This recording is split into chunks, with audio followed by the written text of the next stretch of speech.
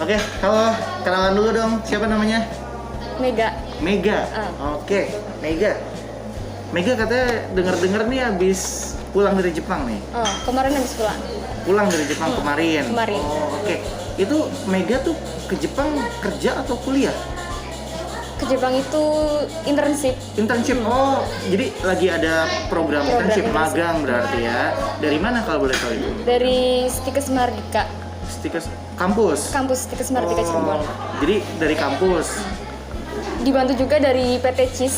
Oh, dari PT CIS. Jadi LPK CIS ya? LPK CIS. Oh, jadi dari kampus ada kerjasama sama LPK CIS untuk bisa jembatanin Mbak Mega pergi ke Jepang. Oh, I see. Oke.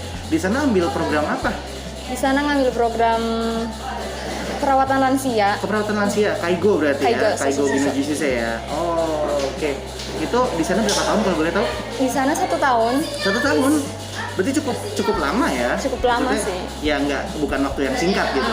Nah, karena waktunya cukup lama nih, kira-kira boleh nggak nih sharing sama teman-teman nih? Kira-kira apa sih pengalaman-pengalaman yang paling berkesan saat kerja di Jepang atau magang di Jepang? Mungkin dari negaranya, atau mungkin dari makanan-makanannya, atau mungkin dari cara kerjanya, atau kebersihannya, atau apa sih yang mungkin bisa Mbak Mega share gitu ke kita, ke teman-teman gitu? Kalau saya pribadi, kalau dari pengalaman sendiri, seneng sih di sana, bisa mendapatkan banyak ilmu, pengalaman dengan orang-orang yang begitu sangat baik, lingkungannya yang disiplin, kebersihannya, ya mungkin itu. Jadi intinya ke Jepang tuh cukup berkesan buat Mbak Mega gitu ya. Awal mulanya nih bisa pengen pergi kerja ke Jepang, motivasinya apa sih? Motivasinya ingin mengetahui gimana sih cara merawat lansia di sana. Pasti ada perbedaan dong antara Jepang dan Indonesia. Betul. Dan itu emang terjadi, ada begitu banyak perbedaan. Gimana sih cara merawat lansia, cara mengerti lansia di sana seperti apa, di Indonesia seperti apa. Emang di situ banyak perbedaan. Jadi Mbak Mega pun karena terjun langsung ke lapangan, jadi bisa tahu ya perbedaan-perbedaan itu secara detail ya.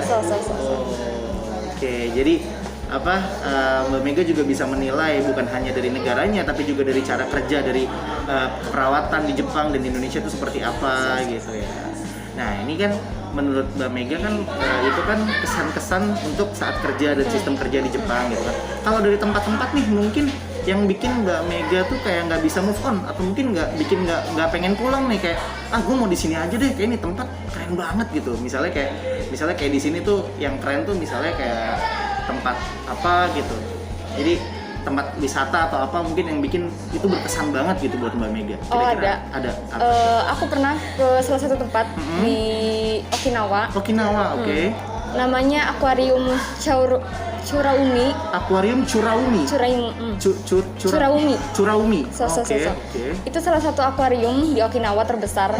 Di situ kita bisa melihat gimana sih keindahan alam di Okinawa, di bawah laut terutamanya. Gimana ikan-ikan di sana, terus kerangka di sana gimana. Banyak sih kita bisa melihat, dan spot-spot di situ emang sangat bagus, terutama uminya yang begitu sangat indah, lalu dijaga, benar-benar dijaga kebersihannya, terus taman-tamannya. Jadi itu oke banget, berkesan banget buat Mbak Mega ya. Itu bikin kayak wah gila, gue pengen balik lagi nih sini gitu. Emang selalu pengen balik lagi dan balik. Oke. Berarti tadi kan katanya di Okinawa ya. Berarti pas tugas itu internship ditempatkannya di kota Okinawa. Di kota Okinawa. Di Okinawa. Okay. Dapatnya di salah satu Regin Home di Okinawa, namanya Asahino Ie. Oke. Kita dapat di sana. Ada 4 orang. Salah satu teman saya ada 3 orang lagi. Di sana kita didapatkan di bagian rawat inap. Terus gini nih Mbak, ini kan berarti intinya Mbak Mega cukup berkesan ya selama ada di Jepang gitu ya. Nah, kalau sewaktu-waktu nih, misalkan kita di masa yang akan datang, suatu hari nanti ternyata Mbak Mega dapat kesempatan lagi nih untuk bisa pergi ke Jepang gitu, mungkin untuk bekerja atau mungkin untuk kuliah, mau nggak sih pengen bisa ke Jepang lagi? Ada nggak keinginan untuk ke sana? Ada. Pengen. Jadi setelah pulang ini, saya masih ada 2 semester. Oke. Setelah lulus 2 semester, saya ingin mengikuti program bahasa Jepang untuk memperlancar bahasa Jepang saya sendiri. setelah itu saya ingin punya niatan untuk pergi ke sana lagi buat bekerja. Tapi kalau buat bekerja sendiri, mungkin pengennya di kota kali ya, di Tokyo kayak gitu. Kalau buat ke Okinawa bisa lah buat jalan-jalan. I see. Kan pertama kali datang ke Jepang, itu kan pasti kan agak asing ya rasanya ya. Nah itu kesannya gimana tuh? Jadi apa yang dirasakan selain mungkin kayak udaranya dingin kah, atau mungkin kayak wah ini gimana gitu atau apa gitu. Jadi kesan pertama pas mendarat tuh sampai di Jepang, nginjekin kaki di Jepang tuh gimana rasanya?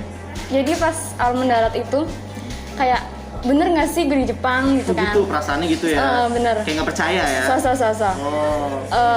Gimana ya cara nyesuaiin makanan di sini, terus lingkungannya dengan bahasa saya yang masih kurang kan? Oke. Nah, itu untuk makanan gimana tuh penyesuaian? kalau untuk makanan sendiri, kita awal datang diajak di salah satu tempat makan.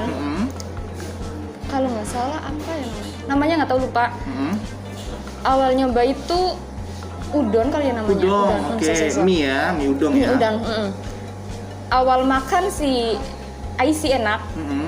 Cuman karena di Jepang itu banyak orang yang mengkonsumsi daging babi, bisa dibilang botaniku. Jadi kita lebih berhati-hati. Oke. Tapi untuk yang lain bisa menyesuaikan ya. Bisa. Oke. Nah, terakhir nih Mbak, untuk para adik-adik nih atau mungkin junior-junior yang punya keinginan dan cita-cita kayak Mbak Mega juga nih untuk bisa pergi ke Jepang, untuk bisa punya pengalaman belajar dan kerja di Jepang kayak Mbak Mega nih, kira-kira ada tips nggak atau mungkin pesan-pesan gitu? Ada. Tipsnya yang pertama, kita emang harus belajar bahasa Jepang yang bener-bener biar ngerti gimana sih bahasa Jepang di sana yang baik gitu kan. Bisa mengerti orang yang bicarakan. Terus yang kedua, fisik kita emang harus dapat banget. Karena di sana kan bukan cuma merawat lansia, sekedar melawat.